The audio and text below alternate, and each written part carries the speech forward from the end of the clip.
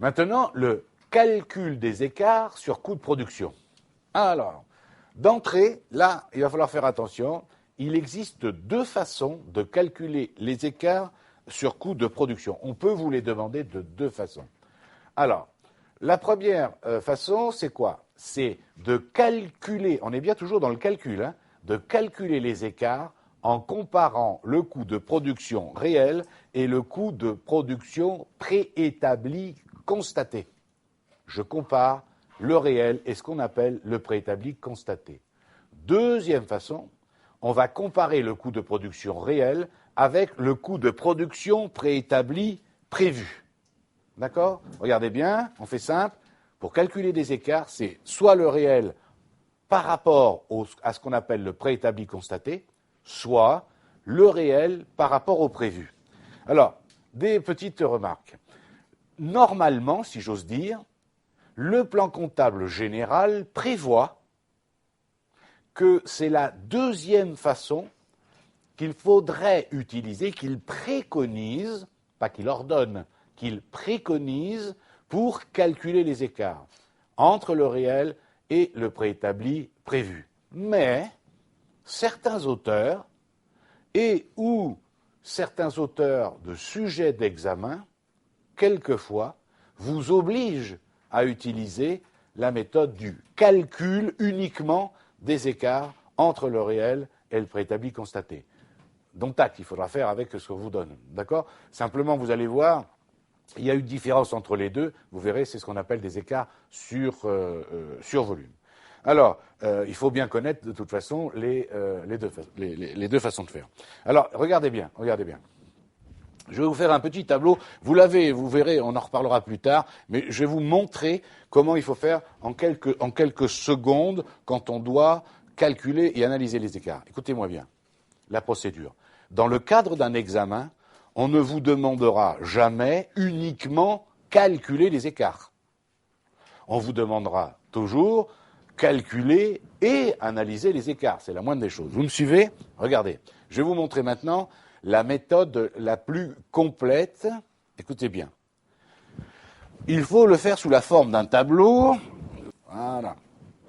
On va séparer en plusieurs parties. Ce tableau, on va raisonner d'abord avec une partie réelle, d'accord, avec des colonnes à l'intérieur. Suivez-moi bien, c'est là où la technique va vous aider. Une partie réelle avec des quantités réelles, des coûts unitaires réels et un total réel. De quoi? Total de quoi? Je sais pas moi, une matière 1, de la main-d'œuvre directe et une charge indirecte numéro 1. Est-ce que vous me suivez? D'accord?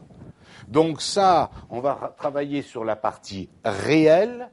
Ça va nous dire, on va le comprendre tout à l'heure, donc pendant le mois, ça nous a coûté réellement tant, pas de problème.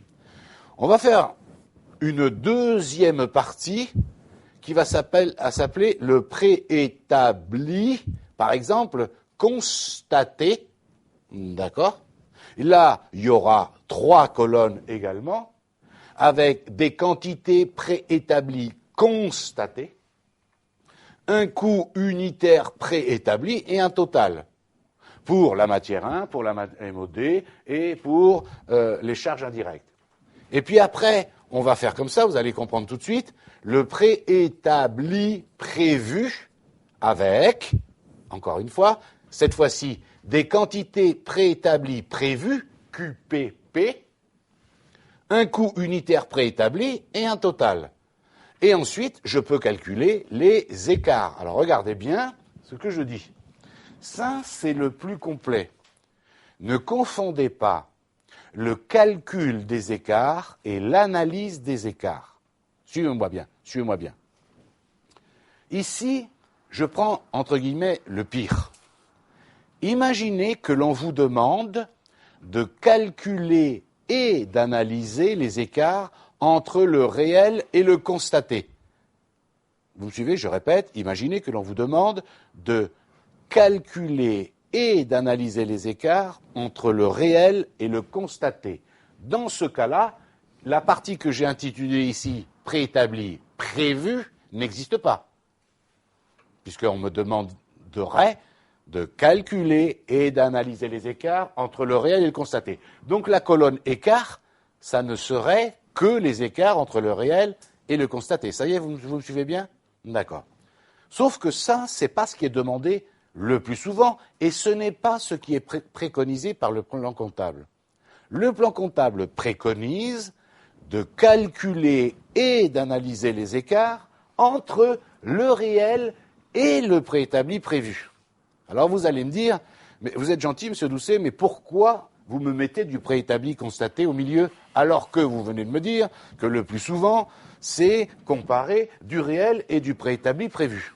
Eh oui, c'est toute la différence entre calculer et analyser. Nous allons le voir en long, en large et en travers.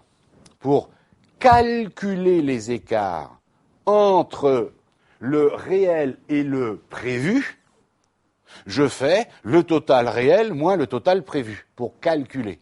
Mais pour analyser les écarts entre le réel et le prévu, j'ai besoin de ce qu'on appelle le préétabli constaté. D'accord? Je répète encore une fois.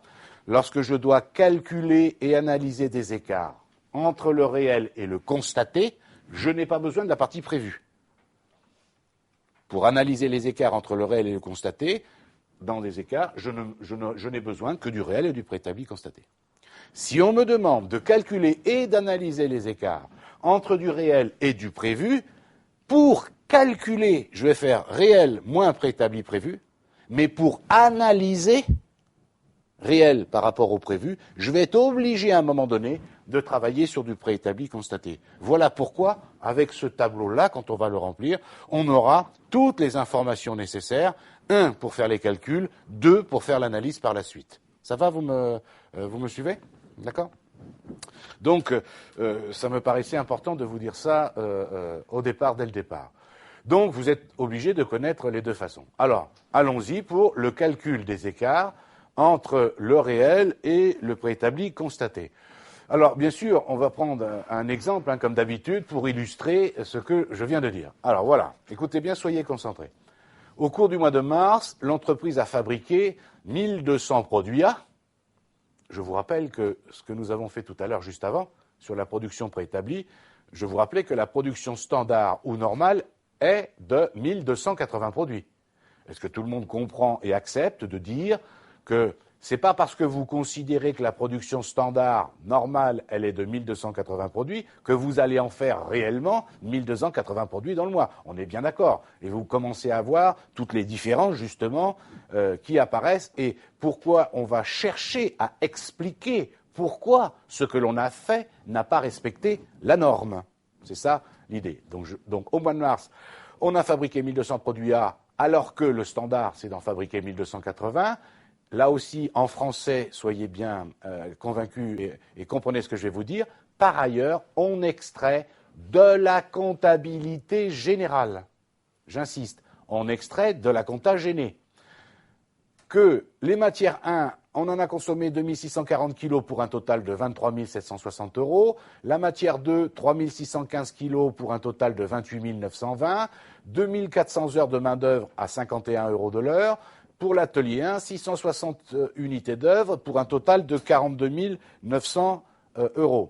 J'espère que vous comprenez que ça, là, ce que je viens de vous dire concernant la quantité et le prix, ce sont les charges réelles de la période, puisque c'est ça qui a été issu de la comptabilité générale. D'accord. Très bien. Ce que je vais vous demander, je vous demande là, mais dans l'examen, la première étape, après les coûts préétablis, si on ne vous les avait pas donnés, calculer les écarts entre le réel et le préétabli constaté.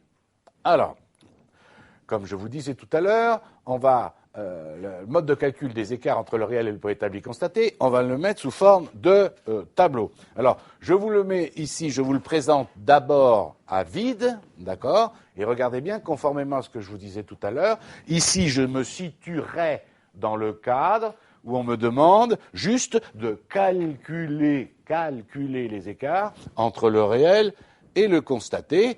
Alors, le réel, alors moi j'essaye de faire simple, hein, vous me connaissez, je ne cherche pas les problématiques inverses, non, moi je veux QR, quantité réelle, CUR, coût unitaire réel, T total, vous voyez, comme ça c'est, d'accord, QPC, quantité préétablie constatée, CUP, coût unitaire préétabli, dont nous avons déjà parlé tout à l'heure. Et après les écarts. Alors, par convention, les écarts, moi je fais réel moins préétabli constaté. On est d'accord qu'on pourrait faire l'inverse, c'est pas le problème. Moi je fais réel moins préétabli constaté. En revanche, ce qui est très important, pour que vous ne perdiez pas des petits dixièmes de points le jour d'un examen, si c'est positif en faisant comme ça, c'est défavorable. Si c'est négatif en faisant comme ça, c'est favorable. Alors j'attire votre attention parce qu'il faut prendre un petit peu de recul. Quelques secondes, vous allez voir. On dit que le réel moins le préétabli constaté. Si c'est positif, c'est défavorable. Si c'est positif, ça veut dire qu'en réalité, ça a coûté plus cher que ce que cela aurait dû coûter. Voilà pourquoi c'est défavorable. Dans le cas contraire, voilà pourquoi c'est favorable. Vous me suivez bien ? D'accord. Il est évident que si je faisais l'inverse, c'est-à-dire si je calculais les écarts, non pas réel moins préétabli, mais préétabli moins réel, c'est vraiment le même principe, mais j'inverserais la vie. Attention, nous verrons plus tard que il faut absolument réfléchir, ne pas se contenter, j'allais dire, entre guillemets, bêtement, de se souvenir que quand c'est positif, c'est défavorable. Parce que quand nous analyserons les écarts sur chiffre d'affaires cette fois-ci, si je fais le chiffre d'affaires réel moins le chiffre d'affaires préétabli, si c'est positif, cette fois-ci, c'est favorable. Eh oui, d'accord. Donc il faut savoir de quoi on parle.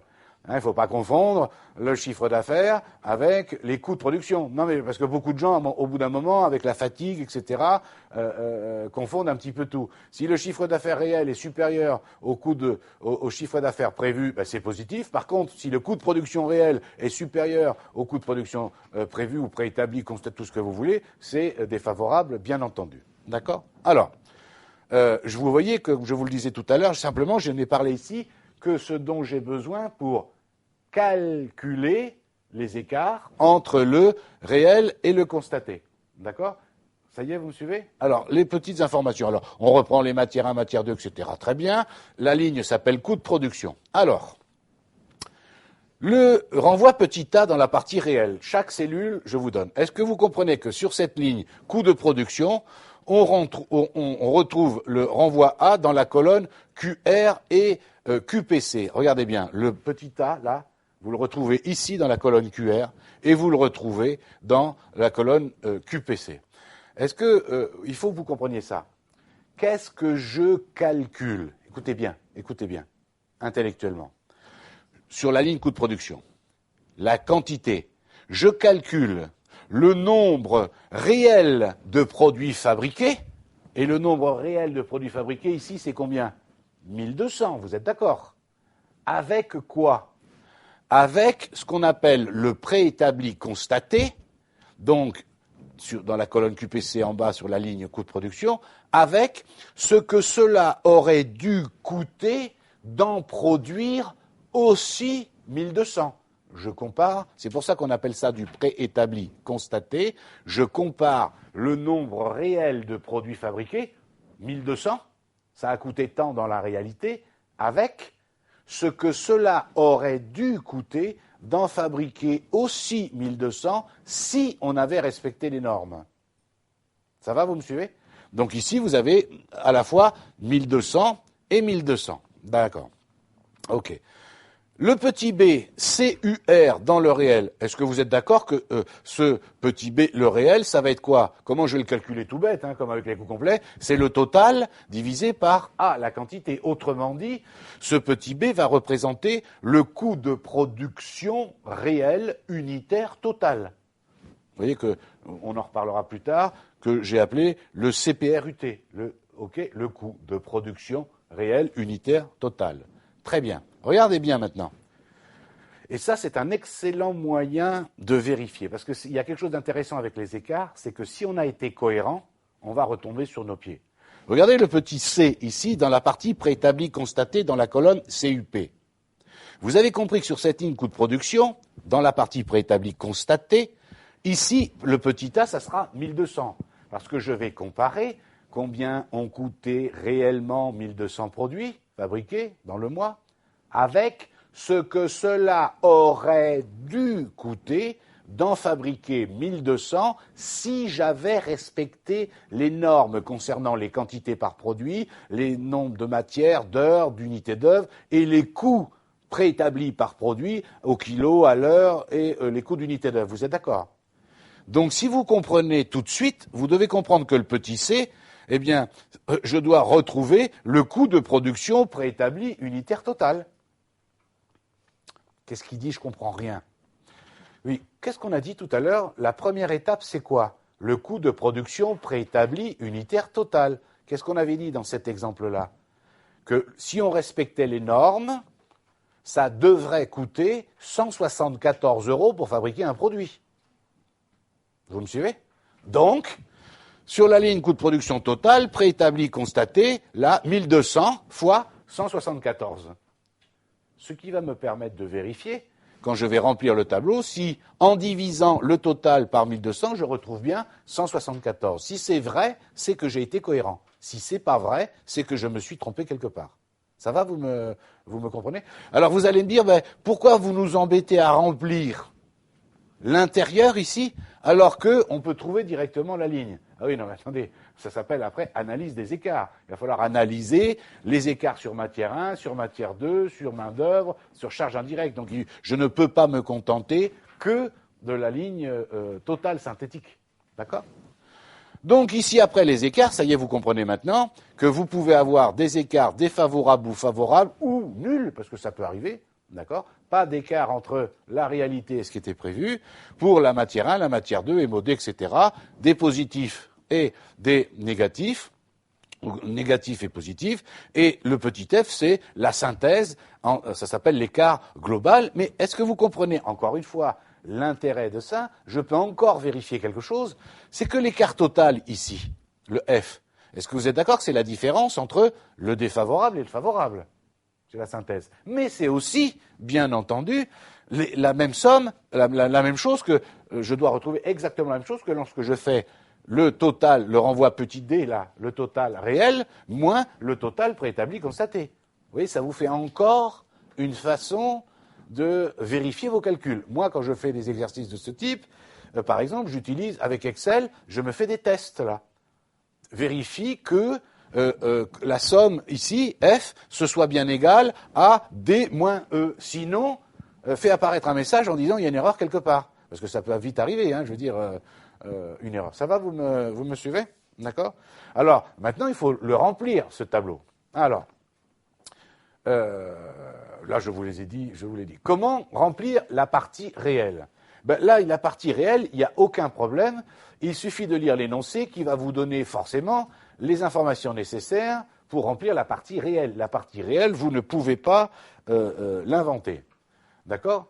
Alors, juste un petit conseil, et vous penserez à moi quand vous ferez les cas pratiques, parce que là, il y en a quand même pas mal.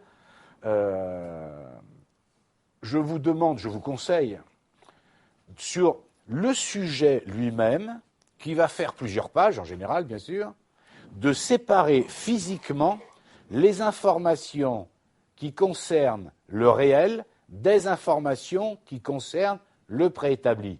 Parce que vous comprenez le souci, c'est que souvent, si vous commencez à mélanger, encore une fois, le sujet faisant plusieurs pages, le stress, le temps qui passe, etc., si vous commencez à mélanger des informations concernant le réel et des informations concernant le préétabli, ça ne va pas. Alors ce que je propose, moi, avec un stabilo, vous voyez, on sépare. Au-dessus, j'écris réel, en dessous, j'écris les informations concernant le préétabli. Comme ça, pour remplir le tableau, je ne risque pas de mélanger.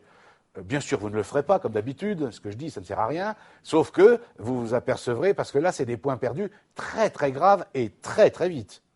C'est vraiment un petit conseil. Et vous verrez ce que je dis là, je ne me moque pas de vous, absolument pas, parce que bien sûr, ça m'est arrivé de ne pas respecter ce que je viens de vous dire, et bien sûr, je me suis trompé, forcément. Ça va tellement vite à un moment donné d'aller chercher, par exemple, le prix réel au kilo de la matière 1, et de prendre à la place le prix préétabli au kilo de la matière 1. Si je sépare physiquement, attention, ça c'est du réel, attention, ça c'est du préétabli, la probabilité de se tromper est plus faible. Vous ne pourrez pas dire, je ne savais pas, je croyais qu'on m'aurait menti, on ne m'a pas prévenu.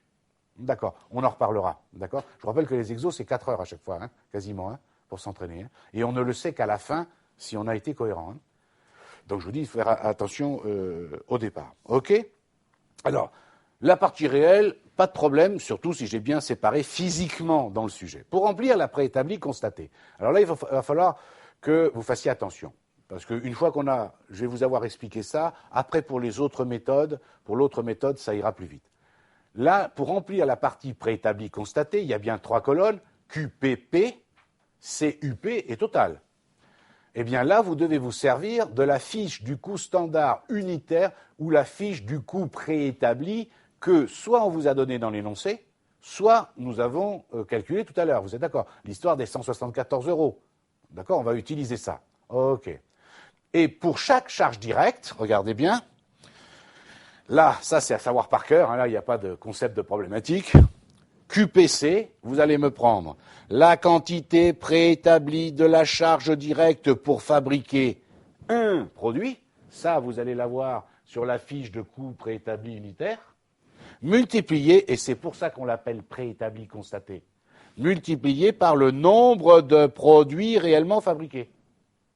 Ça y est, vous me suivez? Vous prenez le nombre de... Il faut 2 kilos en préétabli pour fabriquer un produit. On a fabriqué combien de produits? 1200. Donc, QPC, c'est 2 fois 1200. D'accord? Notez bien que QPC, comme quantité préétablie constatée, est le produit de 2 éléments. Allô, j'insiste. QPC, c'est le produit de 2 choses. La quantité unitaire multipliée par le nombre de produits réellement fabriqués. CUP...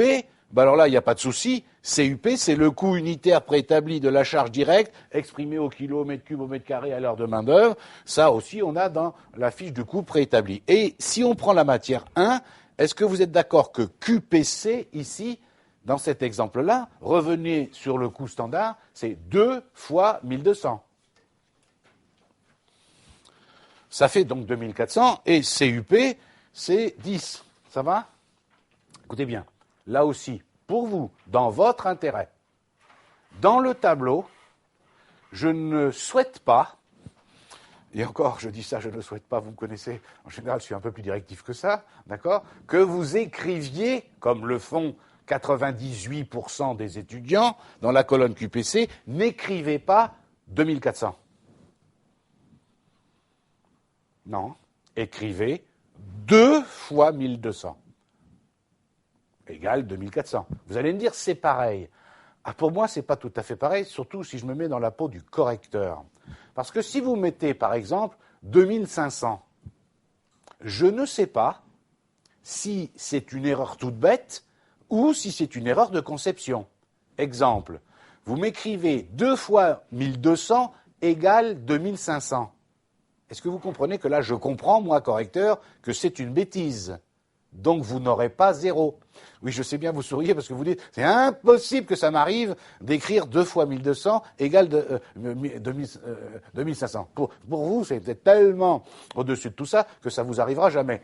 Je vous le souhaite. On en reparlera quand on fera les télés quand même, hein, d'accord? Vous comprenez ce que je veux dire? C'est tellement simple, vous justifiez, c'est clair, c'est propre, c'est net, il n'y a pas d'ambiguïté. Pour chaque charge indirect. Alors, dans notre exemple, pour la matière 1, CUP, c'est 100, et ne pas écrire 20, bien entendu. Maintenant, pour chaque charge indirecte. Alors, pour chaque charge indirecte, il faut remplir QPC et CUP. Je vous rappelle que comme il s'agit de charges indirectes, les quantités, à chaque fois, c'est les quantités d'unités d'œuvre. Donc, QPC, c'est la quantité préétablie d'unités d'œuvre pour fabriquer un produit multiplié par le nombre de produits réellement fabriqués. Et CUP, c'est le coût unitaire préétabli de l'unité d'œuvre pour fabriquer un produit. Évidemment, ça, on a toutes les informations dans le tableau de calcul du coût de préétabli, coût de production préétabli unitaire total, les fameux 174 €.